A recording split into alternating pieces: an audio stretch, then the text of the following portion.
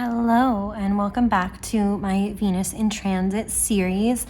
I'm BB. I make videos about tarot and other fun things that I'm interested in, mostly tarot, but I talk about astrology and my passions and aesthetics, the world, love, things like that. This is the third installment because I did miss Capricorn. I will be going back to do the Capricorn transit, but for now I'm going to keep up with the ones we're currently in. As I'm filming this, we're about halfway through Venus in Pisces, as you can tell from the thumbnail and title of this video. This series is to help us connect with Venus energy as it moves throughout the year into every sign of the zodiac. Venus is the planet of love, beauty, social graces, money, and creativity. Venus in the natal chart represents romantic self, sensual self, style of creative expression, aesthetic taste, how one attracts and what one is attracted to, as well as our personal value system. The sign it falls in reflects its character. So, Venus in Pisces is going to have a Piscean effect on really everyone, and where that plays out depends on which house is ruled by Pisces in your birth chart.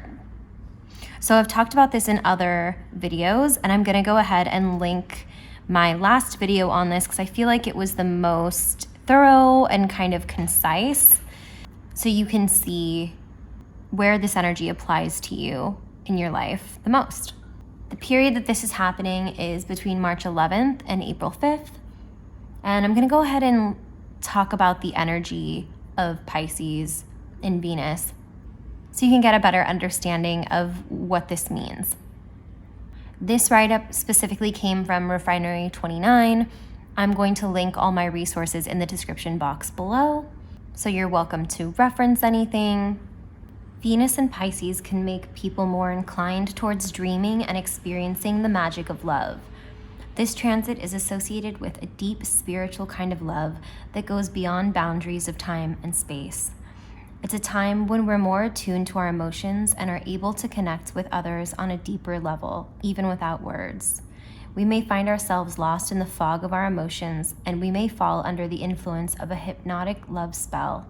As Pisces is governed by two planets, Jupiter and Neptune, it's natural to feel as though our hearts can expand and grow, and we can believe in the goodness of others. However, we must also be aware that our illusions can be heightened, which may lead to disappointment. Venus in Pisces tends to overlook other people's flaws, but it's important to trust our instincts when someone shows us who they are. Be careful not to blur the lines of personal boundaries or neglect red flags in relationships. During this time, we may be more intuitive to the needs of those close to us and feel compelled to give them what they require. We mustn't neglect our own emotions and instead ensure that we are constantly giving ourselves the love and care that we are giving out. Keeping our cup full is important because we don't want to deplete our energy or allow others to take more than we can. It's important to focus on ourselves first. This transit is a highly creative period. Our imagination can soar to new heights and enable us to discover novel concepts. This is the perfect time to experiment with our artistic skills and embrace our talents. By bringing together our passions, intuition, and desires, we can create something truly unique. Furthermore, this is an opportunity to shift our perspective and venture into uncharted territory in our creativity. So the keywords that I chose for this transit are romantic, intuitive, and dreamy. Per usual, I have a ton of muses. I don't know, I just get too excited about who has a Venus in Pisces, and I feel like if you know any of these celebrities, you can get kind of an idea of like the sensitivity, the dreamy quality, the sometimes delusion quality, but this feeling of Pisces seeing things as it could be, not necessarily how it is, and that can be an asset and it can also be a drawback. But let's go. Okay, muses. Robin Wright, Heath Ledger, Elle Fanning, Natasha Lyonne, Joan Crawford, Alan Rickman, Claudia Kim, Dev Patel, Betty Page, Giancarlo Esposito, Iggy Pop, Christopher Guest, Michelle Obama, Spike Lee, Catherine O'Hara, Kristen Stewart, Drew Barrymore. Okay, these next four give very Pisces, Venus energy. And so if you're wondering what that is, if you know these celebrities, like I just said, just the soft, emotional, sensitive quality that these four guys have. James McAvoy, Ewan McGregor, Orlando Bloom, and Jason Bateman. They're like soft boys, right? It's so cute. All right, so Michael Caine, Justin Bieber, Shannon Doherty, Zooey Deschanel, Kurt Cobain, again, so sensitive. Celine Dion, Charles Dickens, Jules Verne, Sidney Poitier, Maya Angelou, H.R. Geiger, Johann Sebastian Bach, J. Cole, Jack Kerouac, Harper Lee, John Lydon, Marc Jacobs, Muddy Waters, and Edgar Allan Poe.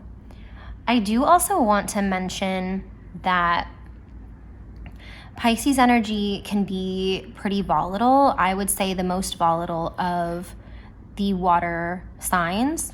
So that's Cancer, Scorpio, Pisces. So there's this ability to lash out or blow up, and it's very hard to predict.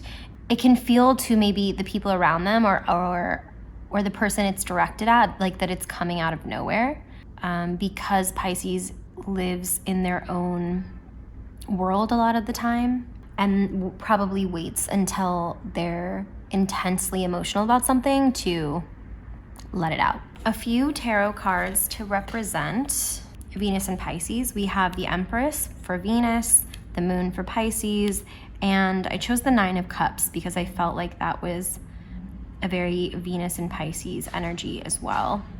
On to book recommendations. The first book is Stay True by Hua Su. I believe that's how you pronounce it. New Yorker staff writer Hua Su writes about an unlikely close friendship from his teen years. At 18 years old, the two couldn't have been more different. Hua makes zines and hunts for vinyl in the Bay Area record shops, and Ken is a preppy fraternity member.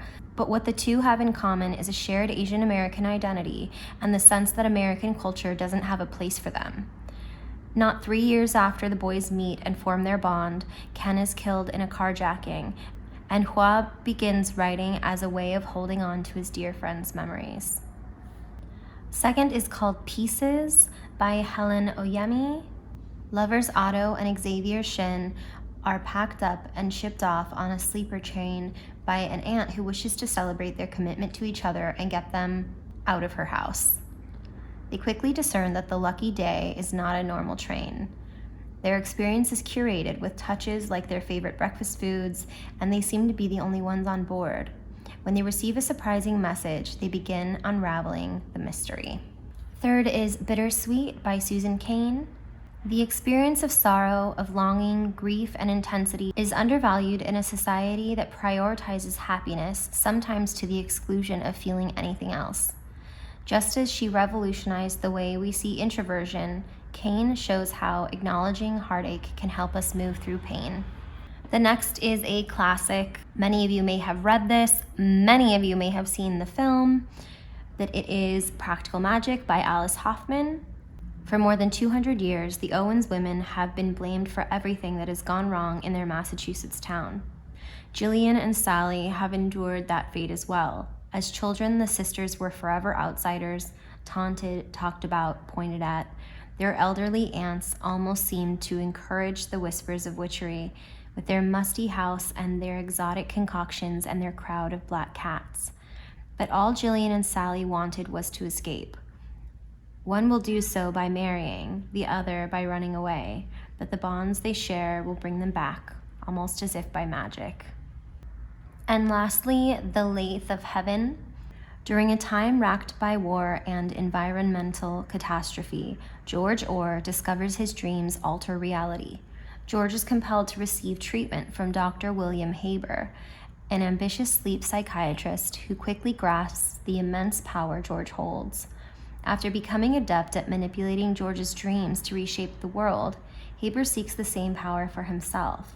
George, with some surprising help, must resist Haber's attempts, which threaten to destroy reality itself. Okay, on to my favorite part, deck recommendations. As always, I will show you some tarot decks first, and then we'll go through Oracle.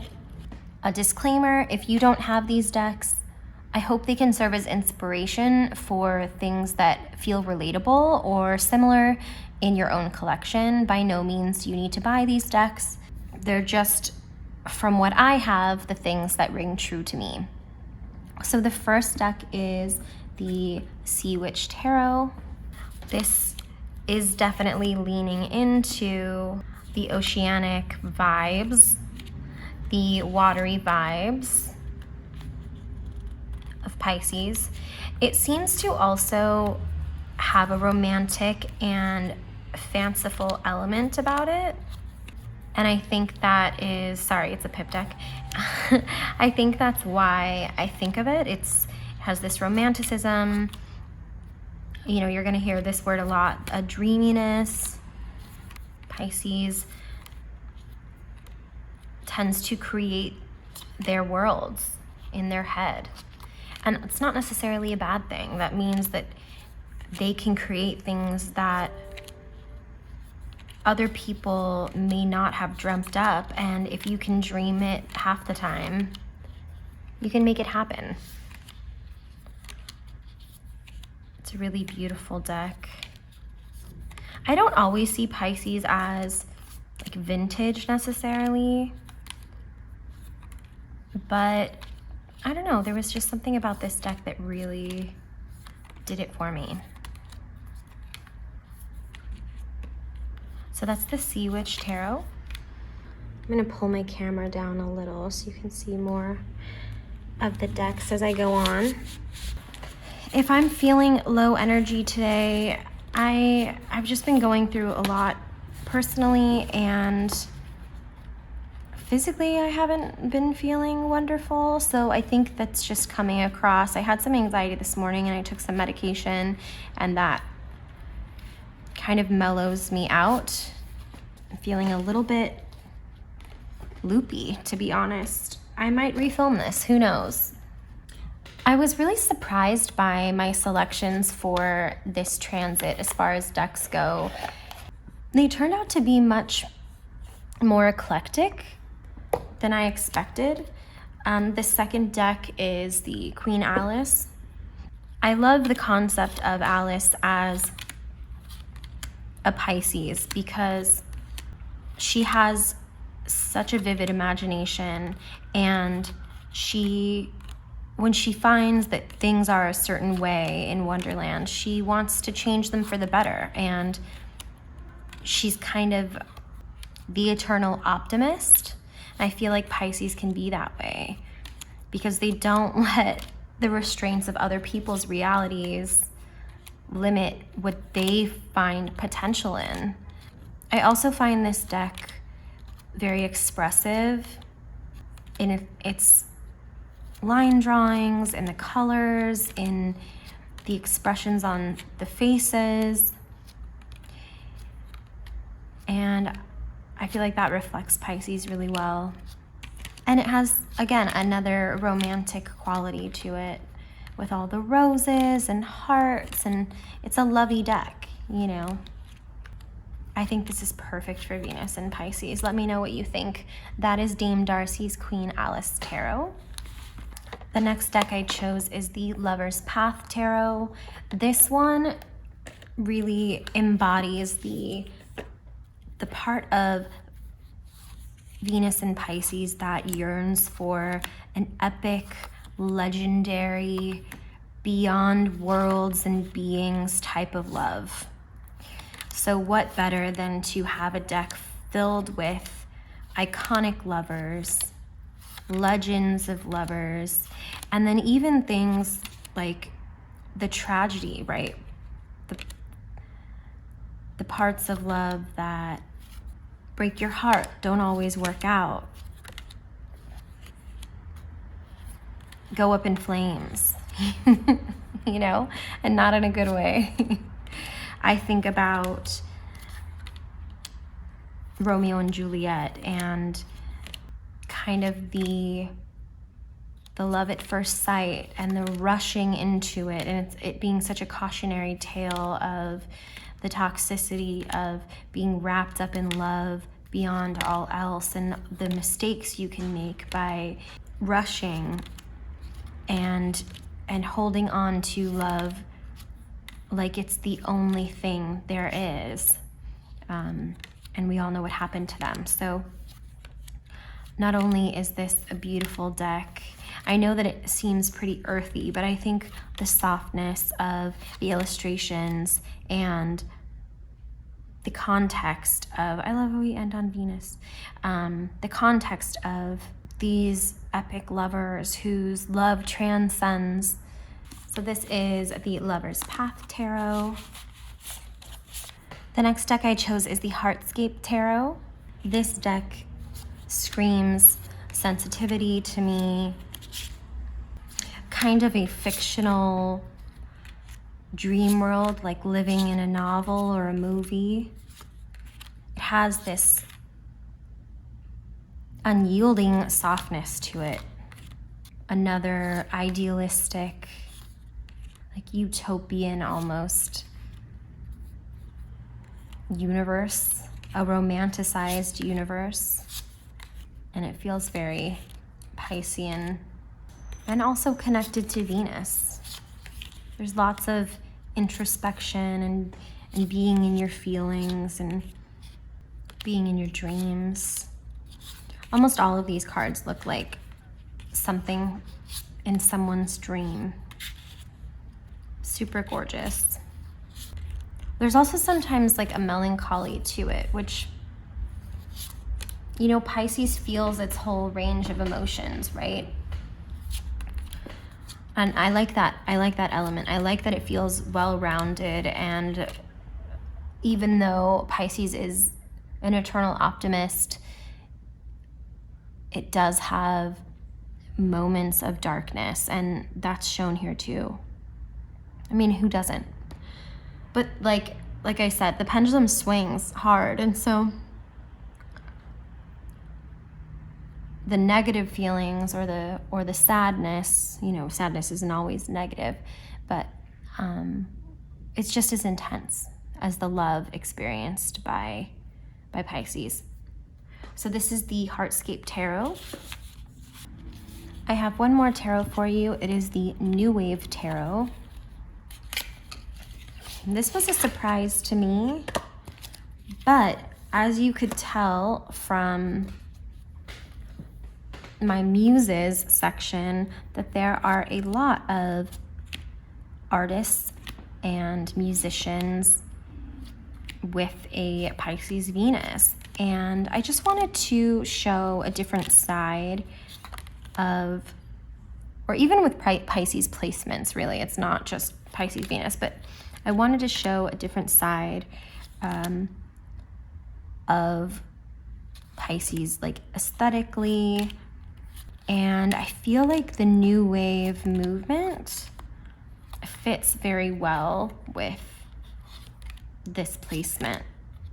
Let me know if you agree. I know that this is a bold choice, but like in my list that I shared with you, John Lydon was in the Sex Pistols.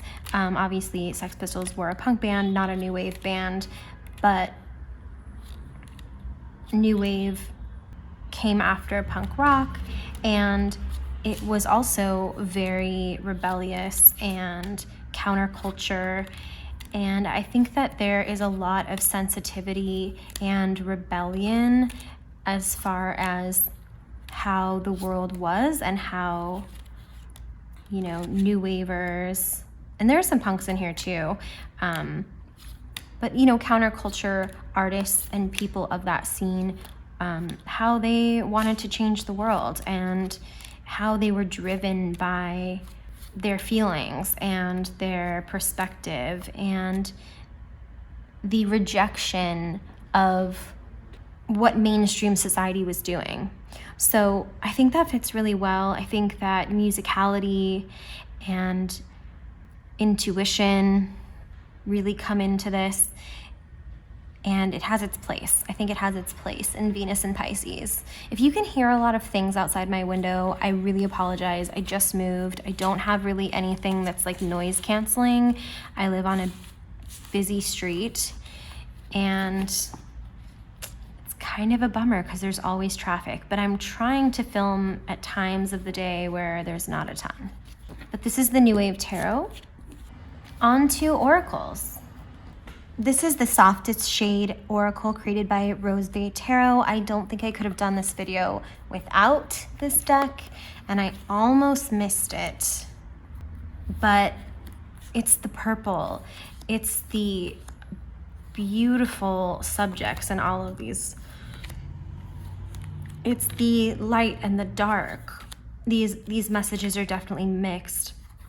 I think anyone can use this deck, but I think that the aesthetics and the descriptions are just like great reminders for Pisceans, for people with Venus and Pisces.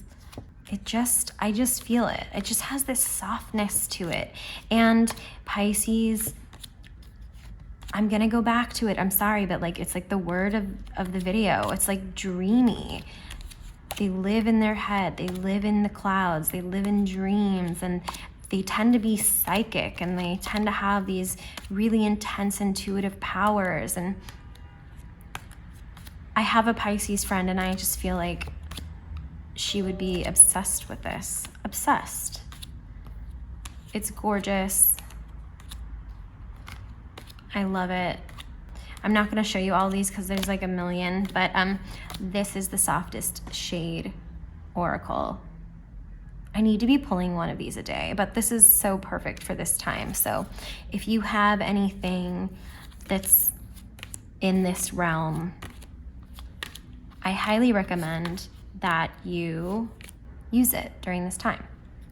This is not available any longer on Make Playing Cards, but hopefully she makes a new one soon that she is happier with. I think she just didn't, this is an older deck of hers, and she has grown a lot as an artist and just wants to put out things that that reflect, you know, her skills now and interests now, and I respect that. But I'm really grateful to have this for sure. Our next oracle is the Abaton Keys, a dream healing oracle deck by Patty Allen. I'm sorry, I haven't been talking about the creators of these decks. This is another one that fits similarly. I think that, like I said, because Pisces has such an intuition, I think that comes along with a certain esotericism and a certain spirituality, and I feel that here. I think that this deck could go with a lot of different signs and placements, but it just felt right to share in this video. A softness, a romanticism, a connection to the universe, and like a psychic element, like a surrealism in its own very specific way, right? The Abaton Keys, I love this deck. Okay, the next oracle is the Vibe Check deck, and I don't know if I can think of another sign other than Taurus and Pisces that is more about the vibes. So this just felt very fitting. A Pisces just wants to go relax in their own little sanctuary, read a book, daydream, think about all the things they love or hate.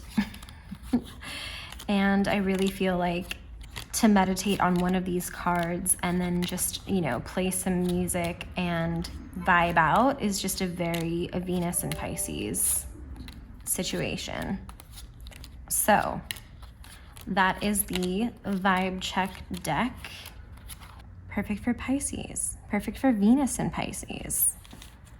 You know, and Venus is beauty and our aesthetics and our surroundings. So it's very important during this time, like all of these transits in Venus, to maybe tune into whatever that sign's aesthetic is.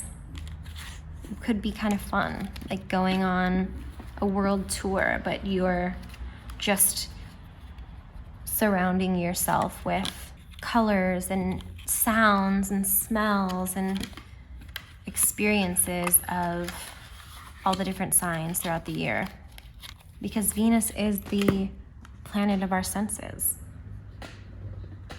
Okay, I have two more. One is the Elvine Oracle. It's called the Magical Super Oracle cards. This is by Octaspaman. And I told you these choices were eclectic, so just stick with me here. This reminds me of Pisces in the way that we've been talking about, where Pisces experiences their feelings very intensely, and they might just come out of what seems to be nowhere, and they can kind of overtake everything. And as much as Pisces emotions can be little angels, they can also be little demons. Oh, that's so funny. When I said that, this came out.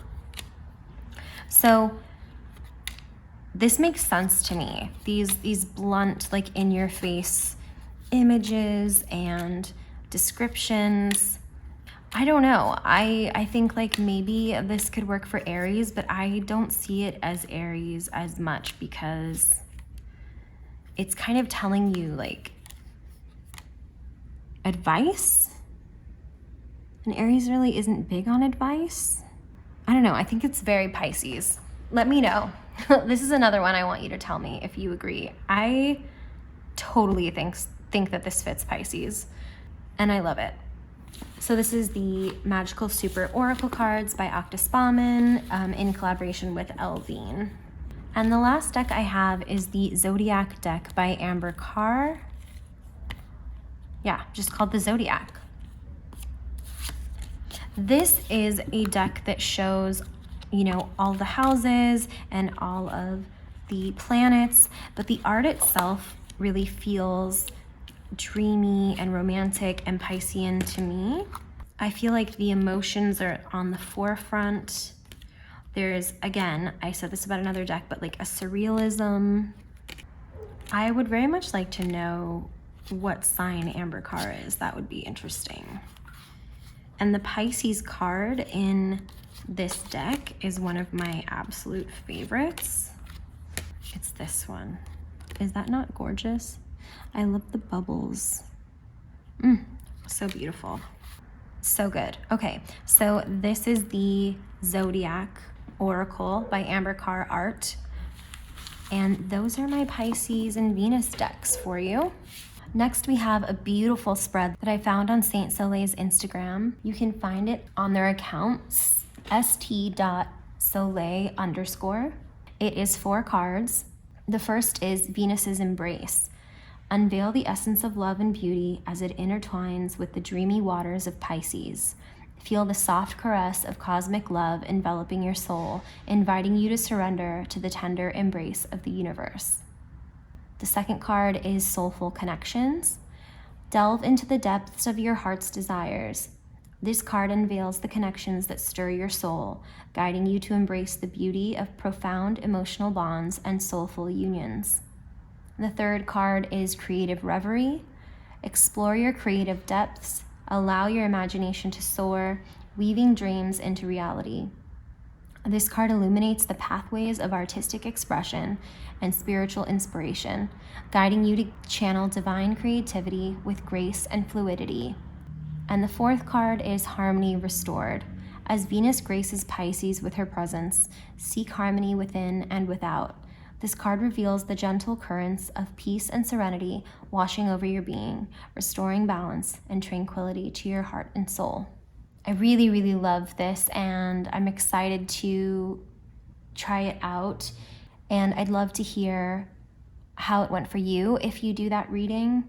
I'm going to go over a couple birth charts and talk about which houses are going to be most affected during this transit for different rising signs. And like I said earlier in the video, if you want to learn how to calculate which house is ruled by Pisces for you personally, you can reference my video. So a reminder that I use the whole signs house system. I find it easier to read charts, especially for beginners. And if you see this chart here, this person has a Cancer rising. And if you follow the glyphs of each sign around the wheel, you get to Pisces in the 9th house. This person has a lot of Pisces placements. And according to our handy dandy house cheat sheet, the 9th house is responsible for travel, wisdom, philosophy, higher education, law and religion, cross-cultural relations, learning, and ethics.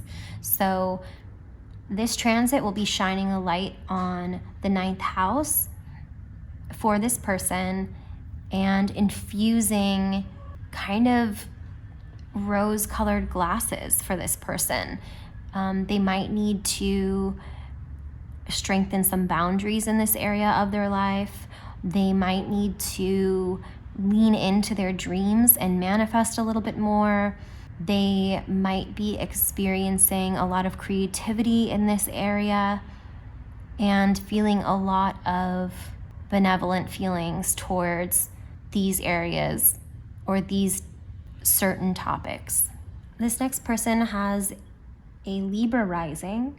So if we go to Pisces, their Pisces is in the 6th house, meaning that their values around health, fitness, systems, analytical nature, pets, work habits, organization, sense of usefulness, and service given might be intensified right now. They might be abused a bit, walked over. They might be flourishing. Regardless, there is an emphasis on values, love, attraction, and morality in their day-to-day life, which is that of the 6th house. And this last chart, we have a Pisces rising, which means it is in the 1st house, the house of self, appearances, beginnings, the body, first impressions, attitude, identity, and approach to life. So this could go one of two ways, depending on other things that are happening in this person's chart and transits right now. But it can be a very dreamy, self-accepting, loving period where one is soft with oneself, where they're feeling very romantic in their own body and the way that they physically express themselves. Maybe they're going to start a new dance class or an acting class.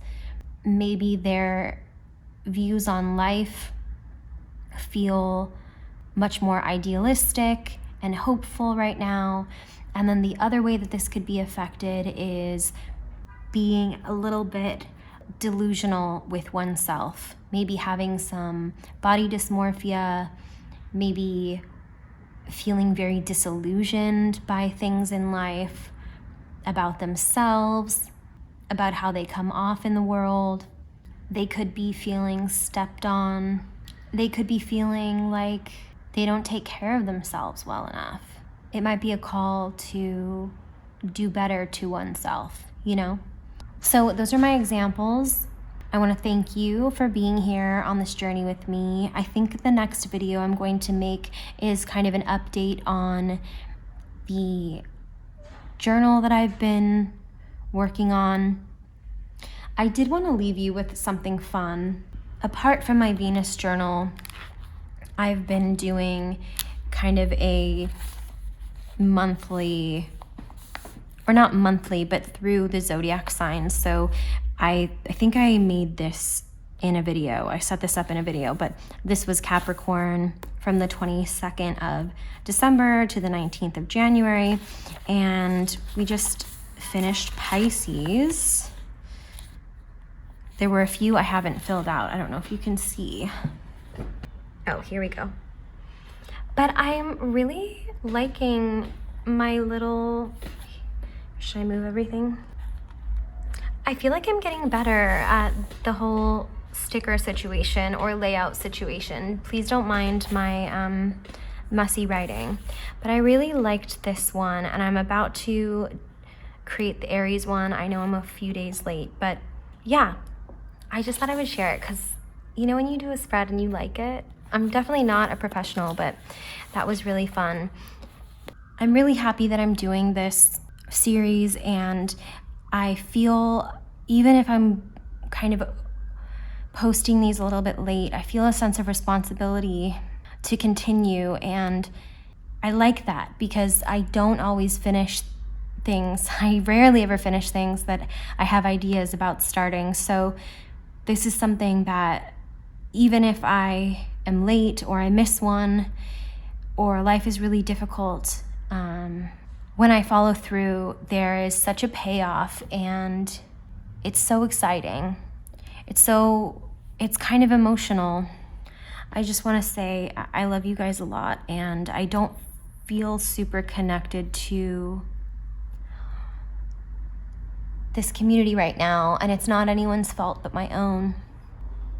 I think things are changing for me, like what I want my focus to be, but I really want to keep going with this specifically. And if I haven't been as active, if I haven't been watching your videos, if I haven't been commenting, it's so weird. I feel like most of the time I'm fine, and then I film a video and then I get very sad. Maybe because I feel safe to be emotional right now. I don't know. But I'm starting to film other content. I just moved, like I said, and I've been trying to do a moving vlog, which is so terrifying because I have lots of insecurities about that. But I am going to finish it, and I am going to post it on a sister channel that I have not posted anything on yet, but I've had around for a long time. So when I do, you will see that. I will link it. I'll post about it in the community. And I just want you to know that I'm here, and I'm hoping to be back. I am just feeling a lack of interest for some reason. Not in tarot, but in engaging, I guess, sometimes. And it's not for lack of love and appreciation of everyone. I think it's just feeling like I need, I don't know, stimulation in other ways that I've been neglecting, and also like rest in ways that I didn't realize I needed until recently, you know?